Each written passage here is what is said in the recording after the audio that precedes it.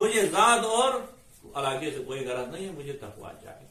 جو بھی تقویٰ اختیار کرے. دیکھو آج معاشرے میں آپ دیکھو معاشرے میں معیارات کیا ہوتے ہیں، اچھائی نہیں دیکھتے ہیں، کس خاندان کا ہے، کس جو ہے نا باپ کا بیٹا ہے، یہ دیکھتے ہیں. لیکن کریم خدا کیا ہے دیکھتا ہے، میں ذات اور علاقے نہیں دیکھتا ہوں، میں خوبصورت اور بدصورت نہیں دیکھتا ہوں، میں مرد اور عورت نہیں دیکھتا ہوں. جو بھی تقویٰ اختیار کرے، آزاد ہے راستہ، ہر ایک کے لیے کھلا ہے.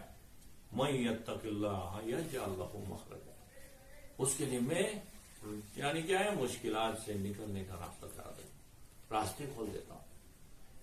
پیغمبر پاک حضرت ابوذر سے فرماتے ہیں، اے ابوذر، قرآن میں ایک آیت کو میں جانتا ہوں، جو اس کے اوپر عمل کرے گا تو اگر پوری دنیا دھات بن جائے، مسک بن جائے، تو بھی اس کو خدا نجات دے گا. پوری دنیا دھات بن جائے، کہیں سے آپ کو نجات کی کوئی امید نہ ہوگی، تو میں اس آیت کو جانتا ہوں، جو اس آیت پہ عمل کرے گا تو وہ نجات پائے گا. ابوذر حیران، کہاں یا رسول اللہ وہ کون سی ایسی آیت ہے، مجھے بھی تعلیم دے. کہا سورہ طلاق کی دوسری آیت اور آخر تیسری آیت، وَمَن يَتَّقِ اللَّهَ.